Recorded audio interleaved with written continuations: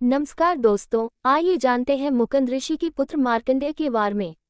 मार्कंडेय मुकंदु नाम के एक धर्मात्मा ऋषि थे। वे जितेंद्रिय थे। उनका एक दुख था कि वे पुत्रहीन थे। उसने तपस्या करने और ब्रह्मा से पुत्र प्राप्ति का वरदान मांगने का फैसला किया। 21,000 वर्षों तक उन्होंने कठोर तपस्या की। ब्रह्मा प्रसन्न हुए और उन्हें वरदान देने आए। उन्होंने कहा, हे मुकुंदु, आप पुत्र की इच्छा से तपस्या कर रहे हैं। आपके कई पुत्र होंगे, लेकिन वे अधर्मी होंगे। और यदि आप पुत्र चाहते हैं, तो वह धर्मी होगा, लेकिन उसकी आयु 7 वर्ष होगी। आप इन दोनों पुत्रों में से किसी एक को ले सकते हैं। मुकुंदु ने सोचा कि कई अधर्मी पुत्र वंश के विनाश का कारण बनेंगे। उससे तो निःसंतान ही रहना अच्छा है। परंतु यदि एक पुत्र धर्मात्मा हो तो कुल का यश बढ़ता है। उस बेटे के पिता का गौरव भी बढ़ेगा। हे ब्रह्मा, मुझे एक ही पुत्र चाहिए।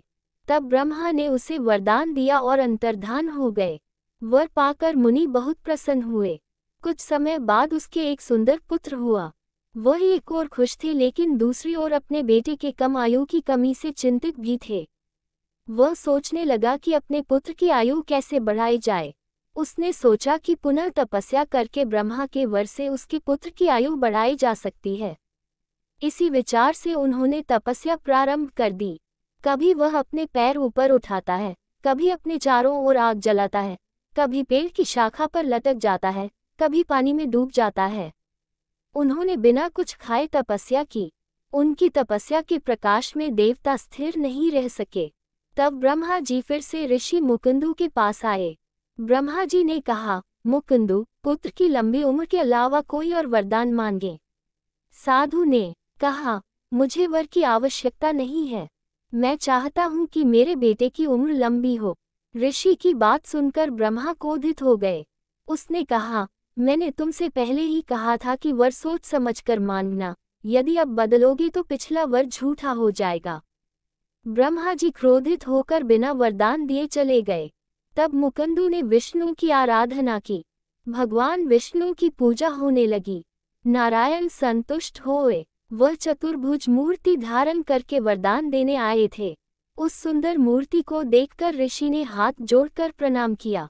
विष्णु ने कहा, हे ऋषि, आप क्यों तपस्या कर रहे हैं? ऋषि ने कहा, भगवान के आशीर्वाद से मुझे एक बेटा हुआ है, लेकिन उसकी आयु 7 वर्ष है। मैं चाहता हूँ कि आप मेरे बेटे को लंबी उम्र दें। भगवान विष्णु संकट में थे। उसे नहीं पता था कि क्या करना है। उन्होंने कहा, मैं वह वरदान देने में असमर्थ हूँ। ईश्वर की इच्छा के अलावा मुझमें कुछ भी करने की शक्ति नहीं है। विष्णु चले गए। ऋषि उदास मन से आश्रम लौट आए।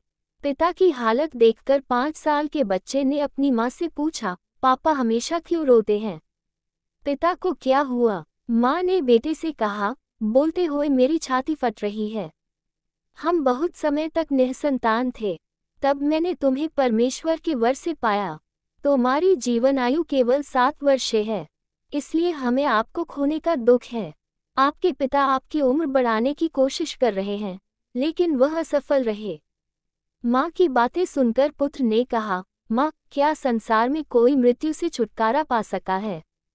जब कोई प्राणी जन्म लेता है तो उसकी मृत्यु का दिन भी निश्चित हो जाता है। कर्म के अनुसार अल्पायु लंबी हो जाती है। कर्मों से मनुष्य स्वर्ग भी जाता है और नरक भी। मैं तपस्या करने के लिए वन में जाता हूँ, मुझे आज्ञा दीजिए।